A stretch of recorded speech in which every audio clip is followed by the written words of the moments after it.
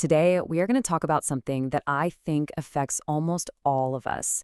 This connection between a chemical that's, well, it's everywhere, the health of our gut, and that feeling of just being completely drained all the time.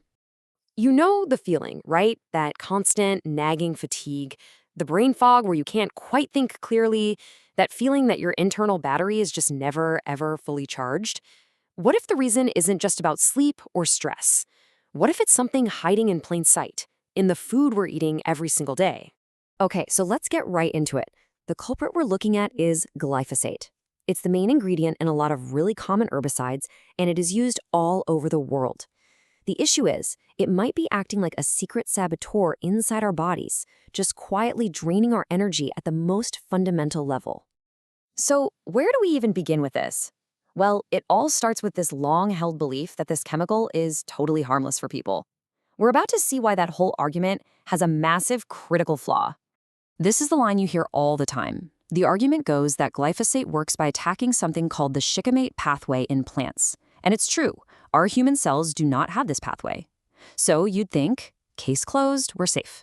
But not so fast. The story is way more complicated than that. And here is the giant hole in that logic. We might not have that pathway, but our gut bacteria? Oh, they absolutely do. In fact, more than half, 54% of the essential bacteria living in your gut depend on that pathway to live. So every time we eat food that has glyphosate residue on it, we're basically carpet bombing our own internal ecosystem. And believe it or not, the problem actually gets worse. See, it's not just the pure chemical we need to worry about. The stuff you actually buy in the store is mixed with other ingredients to make it way, way more powerful.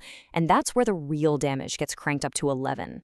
Get this, the research shows that the other stuff they mix in, the coformulants, can make these commercial products up to 1,000 times more toxic than just glyphosate by itself.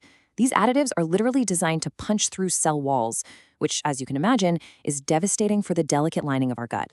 So you're probably asking, okay, gut damage is bad, but why does that make me so exhausted? It all comes down to something called the gut mitochondria axis. The easiest way to think about it is this. Your gut microbes are the signalers. They break down food and send out messages. Your mitochondria, on the other hand, are the engines in your cells, making all the energy. And these two are constantly talking to each other.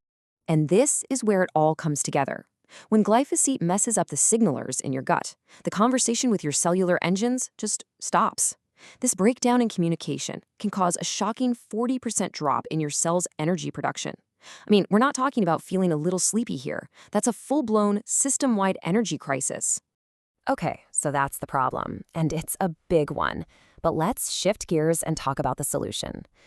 The good news is there is a clear, structured way to fight back and rebuild your system from the inside out.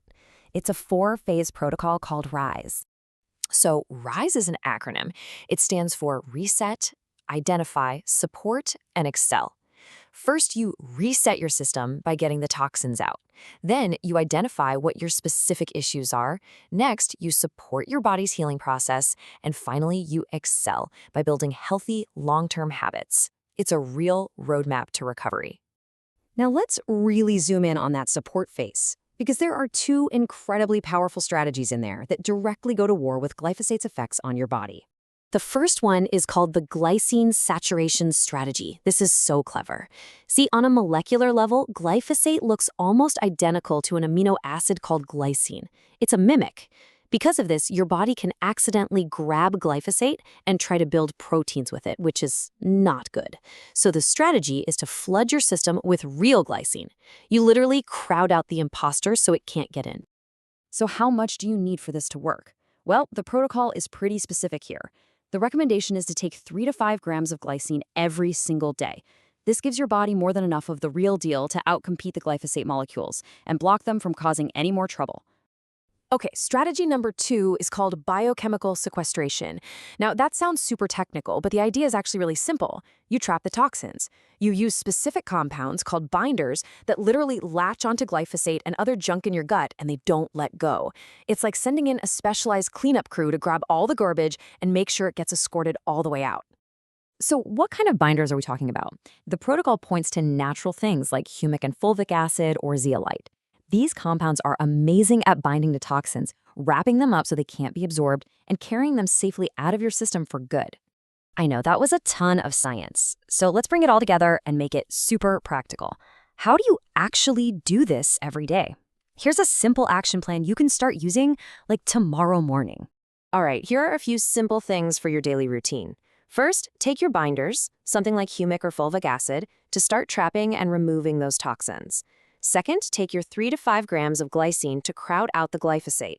And third, try to follow the 3 ferment rule. Just eat 3 different kinds of fermented foods each day to help rebuild that healthy gut flora.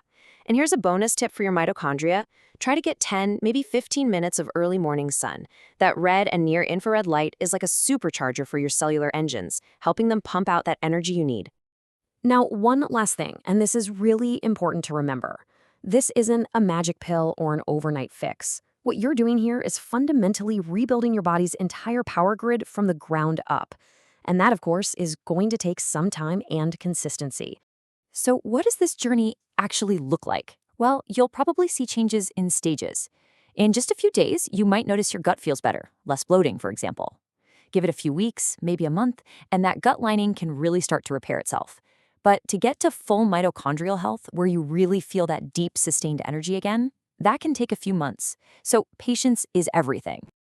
So let's wrap it up with this thought. That chronic fatigue you might be feeling, it doesn't have to be a life sentence. It could just be a very loud signal that your body's power grid has been seriously compromised.